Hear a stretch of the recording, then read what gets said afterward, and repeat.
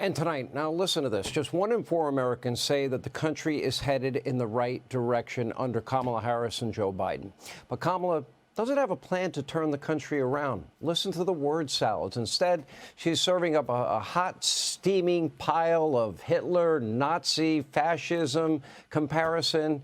And when all else fails, calling Donald Trump a racist. Her and her surrogates are the ones responsible for this final closing argument as we now, are 11 days away from Election Day officially, although Election Day is every day, the polls are open. Take a listen.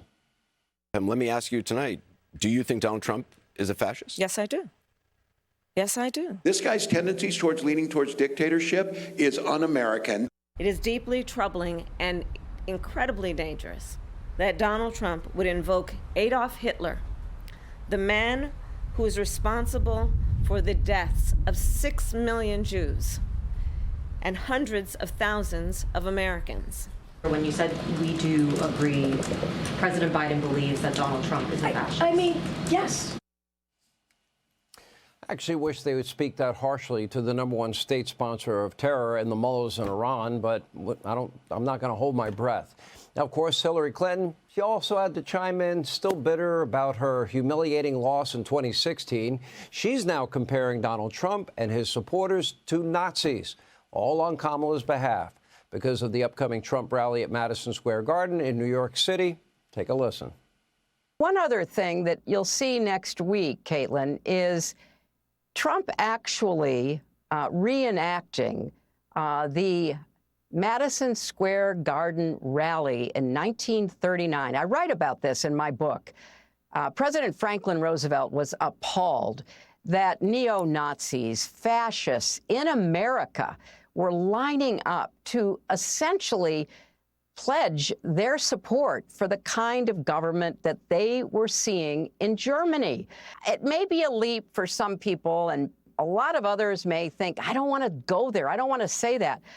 But please open your eyes to the danger that this man poses to our country. There is no president in the modern era that has been as good a friend and close an ally to Israel as Donald J. Trump. Many presidents had promised to move the embassy from Tel Aviv to Jerusalem. Donald Trump got it done.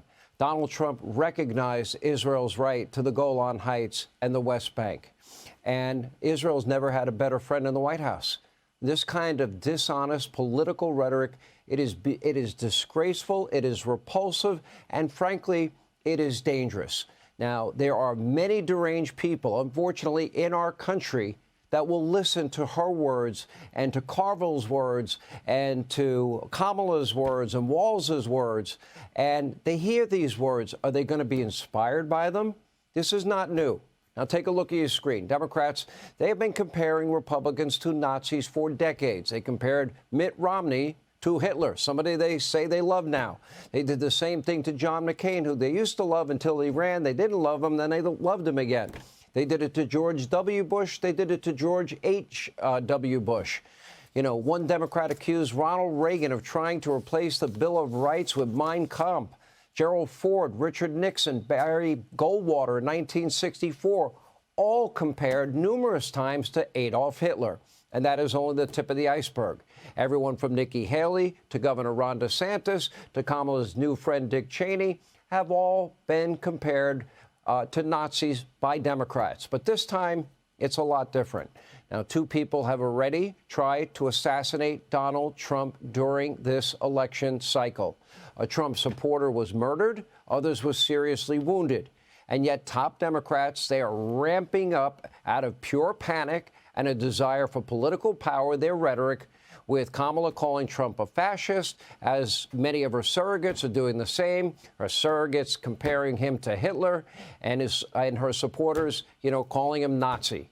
Right now, there are delusional people that are out there that are hearing these words. We have foreign actors that we know about in this country, including Iranian assassination squads who are targeting Donald Trump, targeting his family, targeting his campaign team. They know all of this. They get security briefings, and they obviously do not care. this insane, never-ending, absolutely dangerous rhetoric. They talk about, oh, Donald Trump's rhetoric. What about their rhetoric? It has the potential to put Donald Trump, his family, his supporters, his campaign staff, everybody around him, their lives at risk. And Kamala, it needs to stop. And it needs to stop immediately. And you need to lead the way. And you need to stop calling him a fascist. And Hillary Clinton, well, you have no shame, but you should be ashamed of yourself, as well as everybody else that is out there using these terms. Repulsive, reckless, dangerous, beyond irresponsible. In a rare move, Speaker Mike Johnson and Senate Majority Leader Mitch McConnell, or Minority Leader Mitch McConnell, released a joint letter demanding that Harris, quote, end the dangerous rhetoric. This letter continues, quote, we call on Vice President Harris to take these threats seriously, stop escalating the threat environment, help ensure that President Trump has the necessary resources, they've been denied many times, to be protected from those threats. But if Kamala needs even more evidence that her vile remarks have crossed the line, well, maybe she should listen to an actual survivor of the Holocaust. In this case, a 94-year-old man who was 9 years old when taken by the Nazis, whose parents were murdered under Adolf Hitler in Nazi Germany. Listen. I know more about Hitler than Kamala will ever know in 1,000 lifetimes. For her to accuse President Trump of being like Hitler is the worst thing I've ever heard in my 75 years living in the United States. What does Kamala Harris have to say for herself? What about her supporters? By the way, weren't they supposed to be running a joyful campaign? Well, tonight there is good news from all of this. This election, once again, has exposed the radicalism, extremism, the true colors of this modern Democratic Party for all to see. They don't care about democracy. They don't care about the quality of life here in America, or maybe they'd be talking about that every day, or even global peace. They want to lecture Israel how to fight the people that are dedicated to their destruction that killed the equivalent of 40,000 Americans in a single day.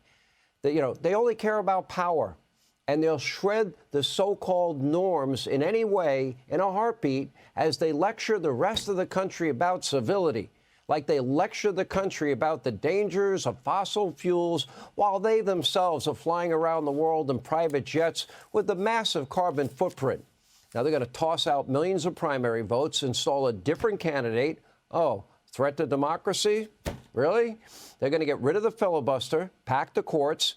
They'll try to throw their chief political rivals in jail. We've watched the weaponization of the DOJ. We watched lawfare unfold. We have covered this now for the last number of years. They will pressure big tech to censor American citizens while disseminating their own foreign disinformation. And the state-run media mob will run wild with it. They'll investigate angry parents at school board meetings as possible domestic terrorists while letting members of ISIS and terrorists. We have known terrorists in this country because of the Harris-Biden unvetted open borders we have. And then to top all of this off, well, they'll just compare their political opponents to evil Nazis and fascists and call them racist while claiming to be virtuous and kind and accepting. America is a divided country, but calling somebody evil like that, a Nazi, a fascist, comparing them to Stalin, Mussolini, Hitler, isn't going to help any American's life in any way, shape, manner, or form. Their big problem is they cannot run on their failed record. This is their big closing argument. Nazi, fascist, racist, sexist, misogynist, homophobe, xenophobe, Islamophobe, transphobe. They want dirty air and water. They want to kill off grandma and grandpa's Social Security and Medicare. Project 2025, democracy in peril. Sadly for the Harris campaign, this election isn't about making America a better place. It's about them holding on to power. Donald Trump's closing argument, they broke it. Donald Trump will fix it. and asking every American, are you better off than you were 4 years ago? Hey, Sean Hannity here. Hey, click here to subscribe to Fox News YouTube page and catch our hottest interviews and most compelling analysis. You will not get it anywhere else.